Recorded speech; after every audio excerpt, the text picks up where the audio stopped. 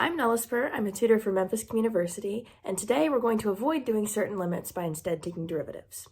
And that's because the derivative of a function at a point A can be expressed by certain kinds of limits. Let's review how all of this works.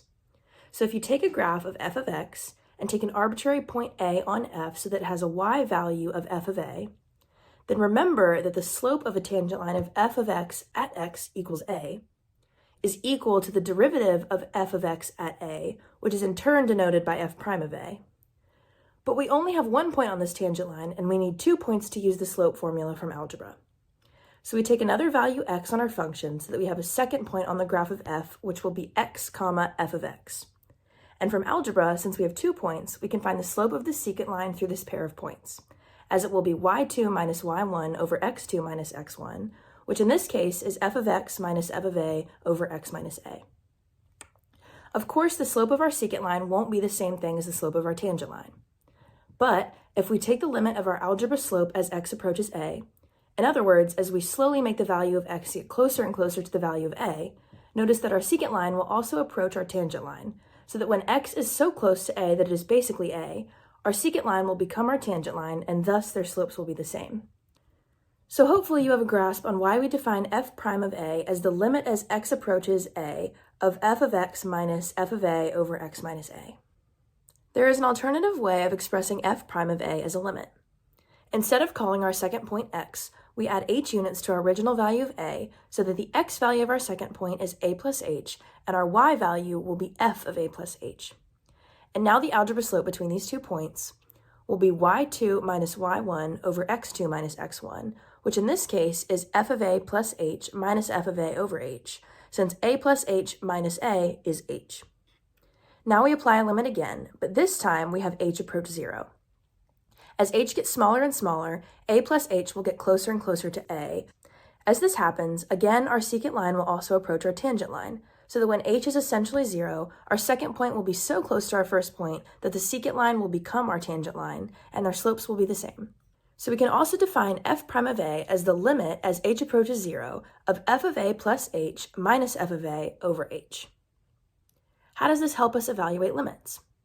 Well, special limits of these two types are by definition the derivative of a function f of x at x equals a. And thus we can convert harder limit questions to easier derivative questions. Here is how we are going to tackle these limits. First, we are going to identify our underlying function and our constant. And since these limits are derivatives in disguise, we are then going to take the derivative of our identified function. Finally, we are going to plug in our constant a into our derivative to finish evaluating our limits. Here are the 4 limits that we are going to be evaluating in this video, a couple for each of the 2 different ways by which we define a derivative as a limit.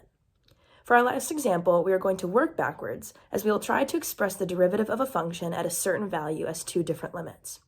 I can't wait for you to see how easy it is to turn these limit questions into derivative questions, using the definition of the derivative. So let's get started. So to start, we are going to try to evaluate this first example of a limit that is actually a derivative. In order to use the definition of the derivative, we first need to identify our function, which is located at the beginning of the numerator in our limit, so in this case, it is x cubed. And we need to identify our constant, which is the number that x approaches and also is the number being subtracted in the denominator, so here it is 5. Now we can basically just disregard our original limit, as we can find the answer by taking the derivative of our function and plugging in our constant. The derivative of x cubed is 3x squared by the power rule. And we finish our question by plugging in a equals 5. 5 squared is 25, so our final answer simplifies to be 3 times 25, which is 75. Hopefully you see how easy it is to evaluate these special limits as derivatives instead. I find our second example to be slightly harder than our first, because this limit will involve a square root and the definition of the derivative that contains an h. It's harder to identify our function with this sort of limit. Our function is still at the beginning of the numerator of the limit, but a plus h has been plugged into our function. So what I like to do to identify our function is to temporarily cover up a plus h, which in this case is h plus 4 with an x. So it's easier to read off the function. And for this question, our function is the square root of x. Let's go ahead and write the square root of x as x to the 1/2, so it will be easier to take its derivative later. When working with the definition of the derivative containing h, the constant is getting added to our h within our function, so our constant in this question is 4. Now we can basically ignore our limit since we have already expressed our function using a power. We can use the power rule, and the derivative of x to the 1/2 is 1/2 x to the negative 1/2, since 1/2 minus 1 is negative 1/2. And we finish evaluating our limit by plugging in a equals 4. The negative sign of our exponent sends our 4 to the denominator, and our fraction component is equivalent to taking the square root. To finish simplifying, the square root of 4 is 2, and 1/2 times 1/2 is 1/4. So, when our limits have an h in it, it is harder to identify the function of the constant, but once you do, we are still able to convert our limit question into a derivative question.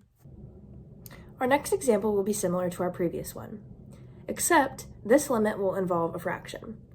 Even if we have a limit that is of the form that contains an h, we still find our function at the beginning of the numerator, where a plus h has been plugged into our function.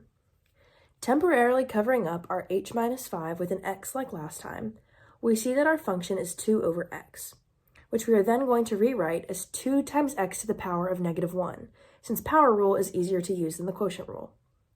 When working with the definition of the derivative containing h, the constant is getting added to our h within our function, so technically our a is negative 5, since minus 5 is the same thing as adding negative 5. Now let's try to take the derivative of our function. Using the power rule, the derivative of 2x to the power of negative 1 is negative 1 times 2x to the negative 1 minus 1, or negative 2 times x to the negative 2. And now we plug in a equals negative 5. To simplify, the negative exponent sends our minus 5 to the denominator, so we will have negative 2 over negative 5 squared. And negative 5 squared is 25, as squaring will get rid of the negative. So our final answer is negative 2 over 25. And we have finished another limit, recognizing that it is actually a derivative. Our next limit, which involves trigonometry and the chain rule, fits our previous version of the definition of the derivative that is easier to use. When dealing with this form, our function is located verbatim at the beginning of the numerator of our limit, so it's cosine of 2x.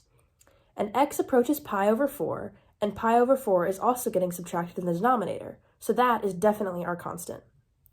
Now we can find our answer by taking the derivative of this function and plugging in our constant. The derivative of cosine of 2x starts with the negative sign of 2x.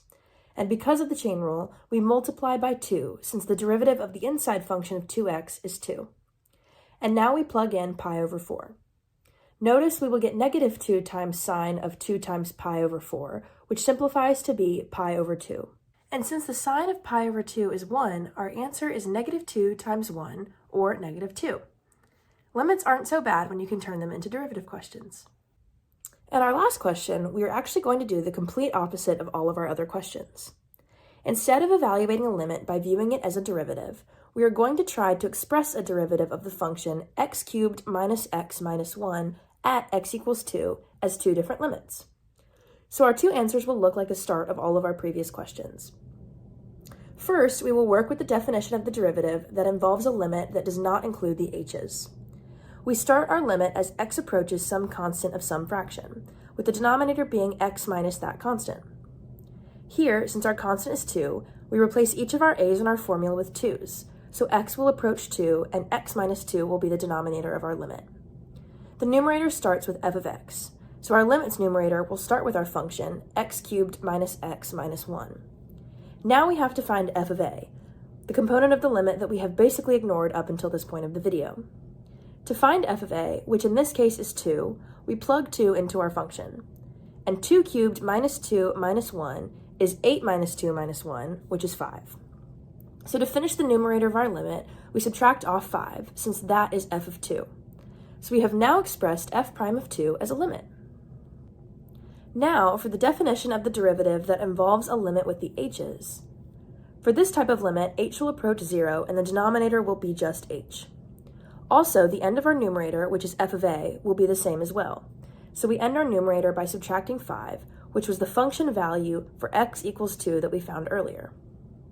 Now the last part is finding f of a plus h, where in this example, a is 2. So we're going to take our function, x cubed minus x minus 1, but we're going to replace each of our x's with 2 plus h. So the numerator of our second limit will start with something cubed minus something minus 1. And what will go within each of these sets of parentheses is a plus h, which in this case is 2 plus h. and you have now expressed f prime of 2 as two different limits. Hopefully, now you understand better the relationship between derivatives and limits, as we can evaluate certain limits as derivatives.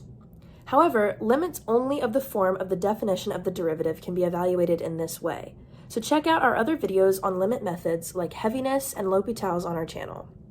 If you learned something today, we would, of course, appreciate it if you subscribe to our channel, and we'll see you soon. Bye!